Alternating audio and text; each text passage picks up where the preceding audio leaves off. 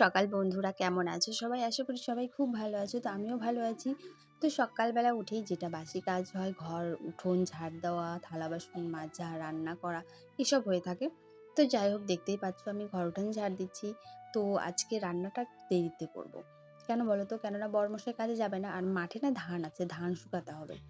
তো তারপরে তুলসী গাছের এই মণ্ডপের এখানে একটু লেপতে এসে দেখলাম যে এই ফুল গাছটা না তুলসী গাছটাকে একদম ঢেকে দিয়েছে, রোদ পায় না খুব ভালো মতো। তো তারপরে দেখতে পেলে গাছগুলোকে পরিষ্কার করে দিলাম কেটে। তারপরে এই যে একটু ঘরটা লেপে নিচ্ছি গোবর দিয়ে। গোবর দিয়ে ঘর লেপলে কী হয় সবাই জানো, যারা করো তারা তো জানো, তাদের বলতে হবে না। কিন্তু অনেকেই যারা শহরের বাড়িতে থাকে তারা তো আর জানে না। তো গোবর দিয়ে লেপলে কী হয় বলো তো? ধুলোটা কম হয়। তো তারপরে এই যে ঘরটার মুছে রান্নাঘরটাও একটু পরিষ্কার করে নিচ্ছি। পরিষ্কার করে লেপে নেব।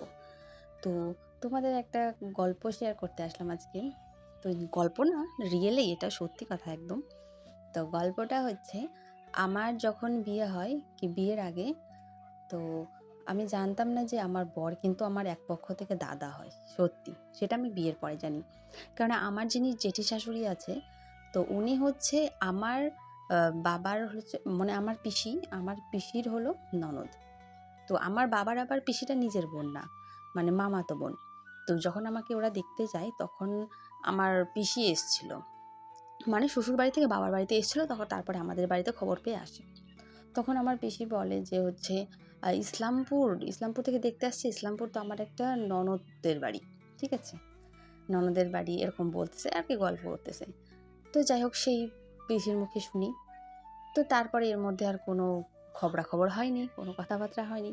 তো ইতিমধ্যে আমার যখন বিয়ে হয়ে যায়, তারপরে একদিন আমার জেঠি শাশুড়ি এসে গল্প করতেছে যে, মানে আমার পিসির নাম ধরে বলতেছে যে ওকে চেনো? আমি বলি চিনবো না কেন, আমার পিসি হয়তো। বলে ওই তো আমার ভাইয়ের সঙ্গে বিয়ে হয়েছে। তো যাই হোক, তারপরে জানলাম আমার বর নাকি আমার দাদা হয়। তাহলে কেমন হয় বলো তো? তারপরে সত্যি আমরা অবাক হয়ে গেছি। তো আমার বর মানে বিয়ের পরে আমার সঙ্গে গল্প করতো যে আমি ভাবছিলাম যে কোনো আত্মীয়, কোনো চেনা পরিচয়ের মধ্যে বিয়ে করব না। তো সেই ঘুরে ফিরে সেই আত্মীয়র মধ্যেই হলো। তো যাই হোক, ভাগ্য যেখানে যার থাকবে সেটাই তো হবে বলো। তো এই হলো ব্যাপার। তো ওকে আমি আর কি করে মাঝে মাঝে বলি, তাহলে একসময় বর, একসময় একটু দাদা টাদা বলে ডাকি, দাদা তো হও। যাই হোক, ঠিক না জিনিসটা, তো ওই আর কি করে বলি, ওই আর কি। তো যাই হোক, মানুষের যেখানে ভাগ্য সেখানেই হবে।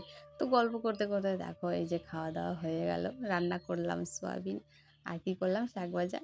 তারপরে হচ্ছে শাক ভাজা বললাম, ইয়ে ঝিঙা ভাজা। তারপরে এই যে মাঠে ধান নাড়তে এসেছি দেখো।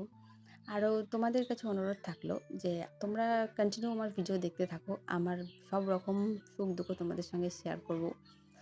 আর ধান শুকাতে শুকাতে দেখো আকাশটা এত সুন্দর ওয়েদার, কি বলবো। তার মাঝখানে আবার মেঘও আছে। জানি না কখন বৃষ্টি নামবে কি না। নামলে তো খুবই কষ্ট হয় জানো, কেননা বাড়ির থেকে দূরে এসে ধান নাড়তে হয় আমাদেরকে।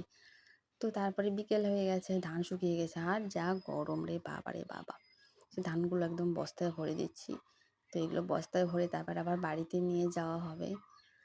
তো দেখো, ভিডিও আমি করি মাঝে সাঝে, সবার সামনেই করি, আবার লুকিয়েও করি, কোনো সময় লুকিয়েই বেশি করি, কেননা সবাই পছন্দ খুব একটা করে না আমার বাড়ির লোক। তো সেই জন্যই। তো ধান টান ভরা হয়ে যাচ্ছে। আর এই যে আমার ছোটো মেয়ে দেখো, ওদের না খুব ছাতা নিয়ে ঘোরার শখ। দুই বোন বৃষ্টি হোক বা না হোক ছাতা নিয়ে ঘুরবে, ব্যাস এটাই ওদের কাজ। তো দেখো ঘুরে বেড়াচ্ছি। আর এই ধান টান তোলা হয়ে গেলে এখন যাব বাড়ি গিয়ে আবার আছে রান্না। সে সব কিছু তো তোমাদের সঙ্গে শেয়ার করতে পারবো না, ব্যাস এটুকুই করলাম। কেমন লাগলো জানিও।